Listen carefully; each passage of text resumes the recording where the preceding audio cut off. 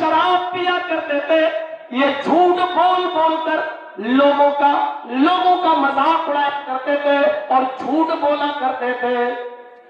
جو لوگوں کا گوشت کھا رہے ہیں اور جو نماز قائم کرتے ہیں، دیکھیے ترتیب دیکھیے، کون لوگ کامیاب ہونے والے ہیں؟ اللہ نے جنت کس کے لیے رکھی ہے؟ کامیابی کس کو ملنا ہے؟ قرآن میں شک نہ کرو، پہلی چیز۔ دوسری چیز، اللہ کا ڈر اپنے اندر پیدا کر کے قرآن کی تلاوت کرو۔ تیسری چیز، الذین یؤمنون بالغیب، غیب پر ایمان رکھو، اور غیب میں اللہ پر ایمان، فرشتوں پر ایمان، جنت پر ایمان، جہنم پر ایمان، یہ ساری چیزیں اس میں شامل ہے۔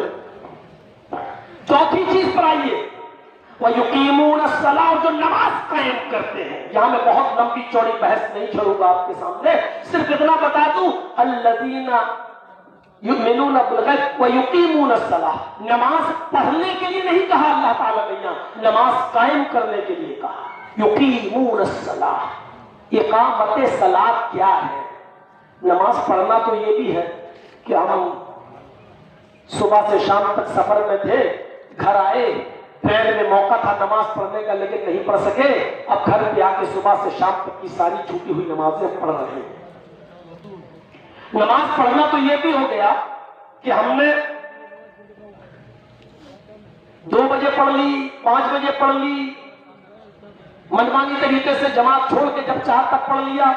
آئی پی ایل میچ آ رہا ہے، چلو دیکھ لو کون ٹیم جیت رہی ہے، فائنل ہے، اس میں عشاء کی نماز نکل گئی، نماز ختم ہو جانے کے بعد میں پڑھ لیں گے، پڑھ لی۔ یہ نماز پڑھنا ہوا، نماز کا قیام نہیں ہوا۔ اقامت صلاۃ الگ ہے۔ ان الصلاۃ کانت علی المؤمنین کتابا موقوتا، نماز مسلمانوں پر اپنے وقت مقررہ پر فرض کی گئی ہے۔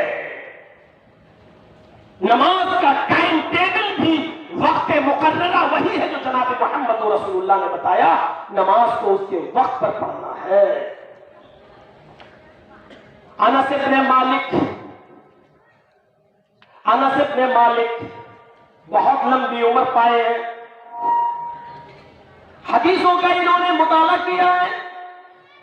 خلیفہ عمر ابن عبدالعزیز جب خلیفہ بنائے گئے تو نماز کے سلسلے میں حضرت انس ابن مالک نے خلیفہ عمر ابن عبدالعزیز سے مخالفت کی، اختلاف کیا۔ حضرت انس ابن مالک مسجد میں پہلے آ جایا کرتے تھے، ظہر کی اذان نہیں بھی ہوتی تھی تو نماز پڑھ کے وہ نکل جاتے تھے، عصر کی اذان ہونے سے پہلے نماز پڑھ کے نکل جاتے تھے۔ مغرب کی نماز عام طور پر اپنے وقت پر ہی ہوتی ہے، سورج غروب ہونے کے بعد۔ لوگوں نے انس ابن مالک کو جب نماز پڑھتے ہوئے دیکھا کہ یہ جماعت کے ساتھ نماز نہیں پڑھتے، یہ اکیلے آتے ہیں اور نماز پڑھ کے چلے جاتے ہیں، انہوں نے سوچا، لوگوں نے شاید ان کو عمر ابن عبدالعزیز کے پیچھے نماز پڑھنے میں اعتراض ہے، خلیفہ کے پیچھے نماز پڑھنے میں ان کو کوئی دقت ہے، ان کی شکایت کی جائے۔ مقدمہ خلیفہ کے دربار میں آتا ہے، عمر ابن عبدالعزیز خلیفہ ہے، جب خلیفہ کے دربار میں مقدمہ آتا ہے کہ حضرت انس ابن مالک آپ کے پیچھے نماز نہیں پڑھتے ہیں، تو انس ابن مالک کو بلایا گیا۔ خلیفہ نے فوراً کوڑے نہیں لگائے، مارنے کا حکم نہیں دیا، پہلے وجہ پوچھے، کیا بات ہے کہ آپ میرے پیچھے نماز نہیں پڑھتے، اکیلے پڑھ کے چلے جاتے ہو، جماعت کے ساتھ نماز نہیں پڑھتے، کیا بات ہے؟ تو خلیفہ عمر ابن عبدالعزیز نے پوچھا، آئے انس ابن مالک، کیا مجھے جوا کھیلتے ہوئے دیکھا؟ نہیں۔ شراب پیتے ہوئے دیکھا؟ نہیں۔ کسی برائی کے اندر تم نے مجھے ملوث پایا؟ نہیں۔ کیا میں لوگوں کے درمیان عدل و انصاف نہیں کرتا؟ نہیں، ایسی بات نہیں ہے۔ مجھ سے کوئی شکایت ہے؟ کہ یہ بھی بات نہیں ہے۔ جب کوئی بات نہیں ہے تو تم میرے پیچھے نماز نہیں پڑھتے۔ میں نے سنا ہے کہ تم اذان سے پہلے مسجد میں آ جاتے ہو اور نماز پڑھ کے نکل جاتے ہو۔ اے انس ابن مالک، ایسا کیوں کرتے ہو تم؟ تمہیں جماعت کا خیال نہیں ہے، تم پہلے کیوں آتے ہو اور نماز پڑھ کے مسجد سے کیوں نکل جاتے ہو؟ انس ابن مالک فرماتے ہیں، اے خلیفہ عمر ابن عبدالعزیز، میری آنکھیں محمد رسول اللہ کے نماز کے اوقات کو پہچانتی ہیں. اللہ کے نبی نے ظہر کب پڑھی یہ میری آنکھوں نے دیکھا ہے. اللہ کے نبی نے عصر کب پڑھی یہ میری آنکھوں نے دیکھا ہے. حضرت محمد رسول اللہ نے مغرب کب پڑھی یہ میری آنکھوں نے دیکھا ہے. عشاء کب پڑھی میری آنکھیں جانتی ہے. فجر کب پڑھی ہے میری آنکھیں پہچانتی ہے. میں نے لمبی عمر پائی ہے, مجھے معلوم ہے اللہ کے رسول کا نماز کا وقت کیا ہے. اے عمر ابن عبدالعزیز, آپ سے مجھے کوئی شکایت نہیں ہے, لیکن جب آپ ظہر اس وقت پڑھتے ہیں جب اللہ کے نبی صلی اللہ علیہ وسلم کے ٹائم کے مطابق ہوتا ہے تو میں آپ کے پیچھے نماز پڑھ لیتا ہوں. عصر جب اس وقت پڑھتے ہیں جب نبی اکرم کے ٹائم کے مطابق ہوتی ہے تو میں آپ کے پیچھے نماز پڑھ لیتا ہوں. لیکن جب آپ ٹائم بدل دیتے ہیں اور لیٹ آتے ہیں تو اے خلیفہ میں اس وقت میں نماز پڑھ کے چلا جاتا ہوں جس وقت نماز کا ٹائم ہو جاتا ہے, کیونکہ میری آنکھیں ظہر اثر مغرب عشاء فجر سب کی اوقات کو پہچانتی ہے. میں نہیں چاہتا کہ اپنی نماز اس ٹائم سے ہٹا دوں جس ٹائم جناب محمد رسول اللہ صلی اللہ علیہ وسلم کا نماز کا وقت ہے. میں اول وقت میں افضل وقت میں نماز پڑھنا بہتر سمجھتا ہوں, کیونکہ میری آنکھوں نے محمد رسول اللہ کے نماز کے وقت کو پہچانا ہے, جانتی ہے. یہ تھے انس بن مالک جو خلیفہ سے ٹکرا گئے اور خلیفہ کی خلافت کی پرواہ نہیں کی. سزا دو گے دو, لیکن خلیفہ کو بھی تبلیغ کر دی کہ آپ کی نماز کا وقت جب نبی اکرم کی نماز کے وقت سے میچ کھاتا ہے تو میں آپ کے پیچھے نماز پڑھ لیتا ہوں, اور جب آپ کا وقت نبی کے وقت سے میچ نہیں کھاتا تو پھر میں چھوڑ دیتا ہوں, خود نماز پڑھ کے نکل جاتا ہوں, پھر جماعت کی پرواہ نہیں کرتا. کیونکہ مجھے جماعت سے نماز پڑھنے سے بہتر لگتا ہے کہ رسول اللہ کے ٹائم کے مطابق نماز پڑھی جائے, اول وقت پر نماز پڑھی جائے. اور پوچھنے والے نے پوچھا تھا اللہ کے نبی سے ای الاعمال افضل, سب سے اچھا عمل کون سا ہے؟ تو اللہ کے رسول نے یہی کہا تھا صلاۃ لوقتہا, نماز کو اس کے اول وقت میں پڑھنا, اس کے اصل وقت میں پڑھنا, یہ سب سے اچھا عمل ہے. اس لیے میں اول وقت میں نماز پڑھ کے نکل جاتا ہوں. میرے بھائیوں, اپنی مسجدوں کو اول وقت سے کہ نماز سے مزین کیجئے, اول وقت میں نماز پڑھنے کو لاگو کیجئے.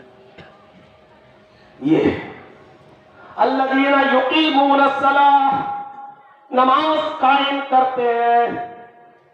قاضی شریح بہت بڑے قاضی تھے, حضرت علی نے ان کو قاضی بنایا تھا, کوفہ کے قاضی تھے, انصاف کرنے والے جج, آج کل کے ججوں کی طرح نہیں. سینکڑوں پترکار جیلوں میں سڑ رہے ہیں, ان کی سنوائی نہیں ہوتی. ایک چمچے کی سنوائی سب سے پہلے ہو جاتی ہے, کیونکہ وہ انٹرنیشنل کتے سے بھی اچھا بھونک لیتا ہے. اس کی سنوائی پہلے ہو جاتی ہے. کشمیر سے دھارا 370 ہٹی, وہ پینڈنگ ہے, اس پر سنوائی نہیں ہوگی.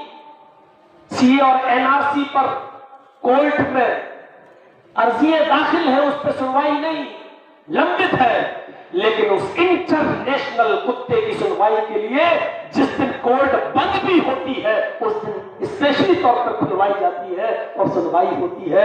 یہ رہ گئی آج ہمارے نیائے پالکا کی ویوستھا, یہ ہے آج ہمارے یہاں کا سنویدھان, اور یہ ہے آج ہمارے یہاں کی نیائے پالکا. میرے بھائیوں, ذرا تصور کرو حضرت عمر فاروق کی نیائے پالکا سے اور اس نیائے پالکا کا اگر تعلق جوڑا جائے تو کیا نکلے گا, کیا نکلے گا. اور جب کسی شرابی بڈھے کو پکڑا تھا حضرت عمر نے شراب پیتے ہوئے رات کی تاریکی میں, اور گانے والی اس کے ساتھ تھی, رقاصہ ناچنے والی, تو کہا بوڑھے آج میں نے تمہیں رنگے ہاتھ پکڑا ہے. دیوار کے اوپر سے چھلانگ لگا کر کود گئے حضرت عمر. تو اس بوڑھے نے کہا تھا عمر میں مانتا ہوں کہ میں مجرم ہوں, میں مانتا ہوں کہ میں نے شراب پی ہے, میں مانتا ہوں کہ میں رقاصہ ڈانسر ناچنے والی کو اپنے ساتھ لیے ہوئے ہوں, لیکن اگر میں نے غلطی کی ہے تو آپ نے بھی غلطی کی ہے. اللہ کے رسول فرماتے ہیں کہ جب کسی کی کھڑکیاں اور دروازے بند ہو تو اس کے گھر کی جاسوسی مت کرو. جب میرے دروازے اور کھڑکیاں بند تھی تو آپ نے میرے گھر کی جاسوسی کیوں کی؟ اللہ کے نبی فرماتے ہیں کہ جب کسی کے گھر میں داخل ہو تو اس کی اجازت لے کر آؤ. آپ نے مجھ سے اجازت نہیں لی بلکہ میری دیوار پر چوروں کی طرح چڑھ کر دیوار چھلانگ کر میرے گھر میں کود گئے. یا آپ کی دوسری غلطی ہوئی. تیسری غلطی یہ کیا آپ نے, اللہ کے نبی نے فرمایا جب کسی کے گھر میں داخل ہو تو السلام علیکم کہہ کر جاؤ. آپ بغیر سلام کے میرے گھر کے اندر داخل ہو گئے. پہلے اپنی اصلاح کیجئے, بعد میں مجھے سزا دیجئے. حضرت عمر فاروق جو عادل ہیں, منصف ہیں, خلیفہ ہیں, حاکم وقت ہیں, اپنے خلاف یہ بات سنتے تو کہتے بوڑھے تم نے بالکل صحیح کہا ہے, پہلے عمر اپنی اصلاح کرے گا بعد میں تمہیں سزا دے گا. آج تم نے میری آنکھیں کھول دی. اس انصاف کو دیکھو اور اس انصاف کو دیکھو جو آج ننگا ناچ ناچ رہا ہے. ننگا ناچ.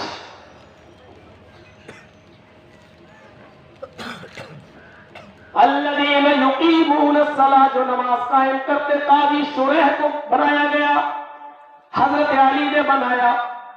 قاضی شریح کا بیٹا جس مدرسے میں پڑھتا تھا, قاضی شریح کا بیٹا جس مدرسے میں پڑھتا تھا اس مدرسے سے نکلا اور بال بنوانے کے لیے, بال کٹوانے کے لیے کسی حجام کی دکان پر چلا گیا.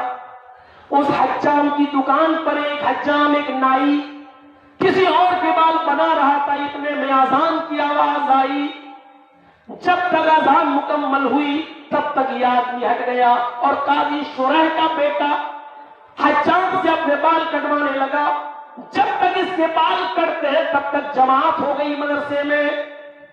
قاضی شریح کا بیٹا جماعت کے بعد مدرسے پہنچتا ہے اور الگ سے چھوٹی ہوئی نماز قضا عصر کی نماز پڑھتا ہے. استادوں نے پوچھا کہ تم نے عصر کی نماز جماعت کے ساتھ کیوں نہیں پڑھی؟ جواب دیا کہ بال کٹوا رہا تھا اس لیے دیر ہو گئی.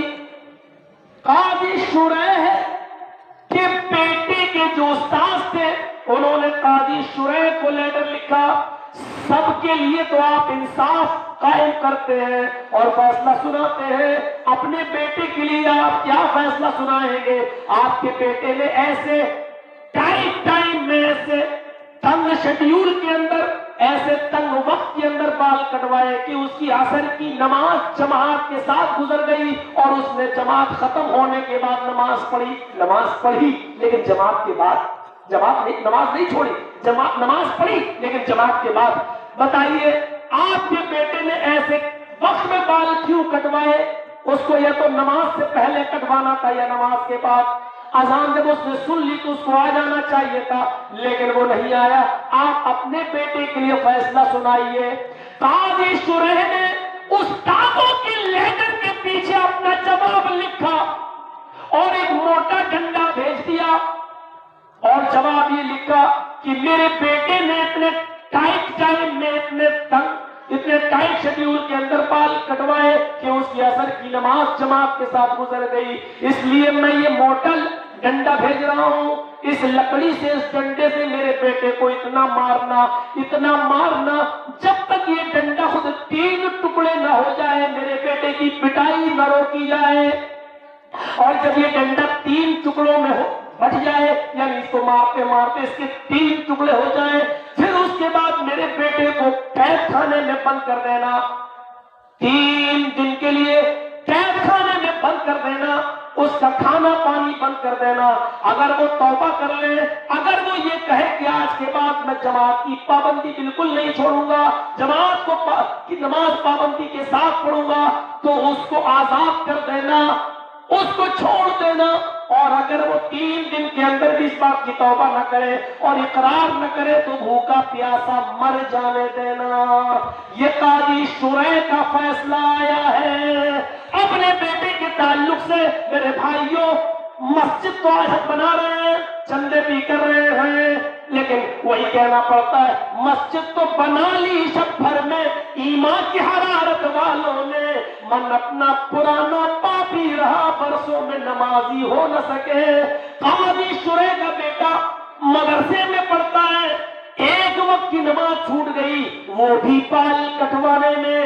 اپنے سر کے بال بنوانے میں وہ ایک عذر تھا، لیکن بال بنوانے میں نماز عصر کا وقت نکل گیا، آنے کے بعد نماز پڑھ لی، سورج غروب ہونے سے پہلے نماز پڑھ لی، عصر کا وقت موجود تھا، نماز پڑھ لی، لیکن جماعت نکل گئی۔ اس کی سزا قاضی شرح نے یہ دی کہ ایک ڈنڈے کو بھیجا اور کہا 3 ٹکڑوں میں پٹ جانا چاہیے، اور اس کے بعد 3 دن ہمارے بیٹے کو بند کر دو۔ ہم کہاں ہیں؟ ہماری اقامت صلاۃ کہاں ہے؟ ہماری نماز کا قیام کہاں ہے؟ ہماری نمازیں ہماری شکایتیں کر رہی ہے۔ میرے بھائیوں، آج ہم اپنی نمازوں کو کیا جواب دیں گے؟ آج ہم سے ہماری نمازیں پوچھ رہی ہیں کہ تمہاری نماز کیسی ہے؟ آج ہم اپنی نمازوں کے سامنے شرمندہ ہیں، اپنے گھروں کے سامنے، رہنے والی مسجدوں کے سامنے ہم شرمندہ ہیں۔ میرے بھائیوں، یہ مسجد بھی دن بھر میں کئی مرتبہ بددعا دیتی ہے کہ اللہ، ان لوگوں نے مجھے بنا کر جیسے برباد کیا، بے آباد کیا، اے اللہ جیسے ان لوگوں نے مجھے بے آباد کر دیا، بے رونق کر دیا، اللہ تو ان کی زندگی میں سے رونق ہٹا لے، اے اللہ تو ان کو بھی بے آباد کر دے، بے رونق کر دے، اے اللہ جیسے انہوں نے مجھے ویران کر دیا، اللہ ان کی زندگیوں کو بھی ویران کر دے۔ آج ہمارے سامنے جو بربادیاں ہیں کہ یہ مسجدوں کی بددعاؤں کا نتیجہ تو نہیں ہے، لیکن سوچنے کے لیے احساس ہونا چاہیے ہمارے پاس، وہ ہے کہاں ہمارے پاس احساس؟ ہم اتنا کہاں سوچتے ہیں؟ الذین یقیمون الصلاۃ، جو غیب پر یقین رکھتے ہیں، وَيُقِيمُونَ الصَّلَاةَ، اور جو نماز قائم کرتے ہیں، وَمِمَّا رَزَقْنَاهُمْ يُنْفِقُونَ، اور ہم نے ان کو جو رزق دیا ہے، جو روزی دی ہے، اس میں سے وہ خرچ کرتے ہیں۔ روزی تو ہم نے ہی دی ہے نا، اور پھر ہم اپنے ہی راہ میں مانگتے ہیں تو دینے سے انکار کرتا ہے بندہ۔ کتنا اچھا سوچو تو صحیح، بیٹا رو رہا ہے، 5 سال کا 6 سال کا بچہ، ابو سویٹ مٹھائی چاہیے، اور ہم نے خرید کر اس کو 10 روپے کی مٹھائی دلائی، اس کو دے دیا، دینے والے ہم۔ اب اس بیٹے سے ہم ہی کہہ رہے ہیں بیٹا تھوڑے سے اپنے ابو کو دے دو، پاپا کو دے دو، اب وہ کیا کہہ رہا ہوں، وہی دی ہم نے، دلائی ہم نے، پیسہ ہم نے محنت سے کمایا اور اپنی کمائی سے اپنے بیٹے کو دیا مٹھائی خرید کر، اور بیٹے سے مانگ رہے بیٹا دے دو، بتاؤں کتنا ہنستا ہے وہ اللہ۔ دیکھو دیا ہم نے، ہاتھ ہم نے دیے، پیر ہم نے دیے، دماغ ہم نے دیا، صلاحیت ہم نے دی، دل ہم نے دیا، کاروبار کرنے کی عقل ہم نے دی، روزی کمانے کی عقل ہم نے دی، اس کے کھیت میں پانی ہم نے دیا، اناج ہم نے پیدا کیا، اور آج ہم ہی اپنے راہ میں مانگ رہے تو بندہ کہہ رہا میں نے اپنے ہنر سے کمایا۔ کتنا ہنستا ہوگا اسے، وہ کیا بھوکا ہے؟ نہ ہماری نمازوں کا بھوکا ہے، نہ ہماری عبادت کا بھوکا ہے۔ یہ خانہ کعبہ آپ دیکھتے ہیں نا، خانہ کعبہ جہاں حج ہوتا ہے، ٹھیک اس کے سیدھے 6 آسمان کو پار کرنے کے بعد سدرۃ المنتہا آتا ہے۔ سدرۃ المنتہا جہاں اللہ کے نبی صلی اللہ علیہ وسلم کو جبرائیل علیہ السلام وہیں تک لے گئے تھے۔ جب آپ گئے اللہ سے ملنے کے لیے، ملاقات کے لیے، تو سدرۃ المنتہا تک لے گئے، اس کے بعد جبرائیل الگ ہٹ گئے اور فرمایا اے اللہ کے نبی یہاں تک ہی میری رسائی ہے، اس کے بعد آپ اکیلے اگر ایک قدم بھی ہم آگے چلے جائیں گے تو اللہ کے نور سے، اس کی تجلی سے ہم جل کر راہ ہو جائیں گے، آپ جائیے۔ اللہ تعالیٰ کا یہی حکم تھا، بس وہیں پر رہے۔ وہ سدرۃ المنتہا جانتے ہو کیا ہے؟ ایک بیری کا درخت ہے، اور ٹھیک خانہ کعبہ کے سیدھے 6 آسمان کے اوپر سدرۃ المنتہا، ادھر بھی کعبے کی طرح ایک شکل بنی ہوئی ہے سدرۃ المنتہا کے پاس۔ اور جیسے دنیا میں ہم اور آپ خانہ کعبہ کا طواف کرتے ہیں، ایسے ہی سدرۃ المنتہا کے پاس طواف ہوتا ہے، فرشتے اس کا طواف کرتے ہیں، اور 50,000 فرشتے ایک وقت میں طواف کرتے ہیں، ایک وقت میں۔ اور 50,000 فرشتے طواف کرنے کے بعد 7 चक्कर लगाने के बाद फिर दूसरा तवाफ करने के लिए लाइन में खड़े हो जाते हैं, लाइन में कि अब जब मेरा नंबर आएगा तब हम तवाफ करेंगे। अल्लाह के नबी फरमाते जो 50,000 फरिश्ता एक मर्तबा तवाफ कर चुका है, वो 50,000 फरिश्ते फिर लाइन में लग गए। अब वो अपनी बारी का इंतजार कर रहे हैं कि कब मेरी बारी आए। कयामत की सुबह तक अब उनकी दोबारा बारी नहीं आएगी। इतने फरिश्ते हैं अल्लाह की उस घर के तवाफ करने के लिए कि जो लाइन में लगे हुए उनकी दोबारा बारी नहीं आएगी। मेरे भाइयों, इबादत के लिए फरिश्तों की कमी नहीं थी अल्लाह के पास, लेकिन फिर भी जानते वो हमारी इबादतों को क्यों पसंद करता है। फरिश्तों ने अल्लाह को देखा है, जहन्नम को देखा है, जहन्नम को देखा है, वो डर कर अल्लाह की इबादत कर रहे हैं, तो समझ में आता है कि वो जहन्नम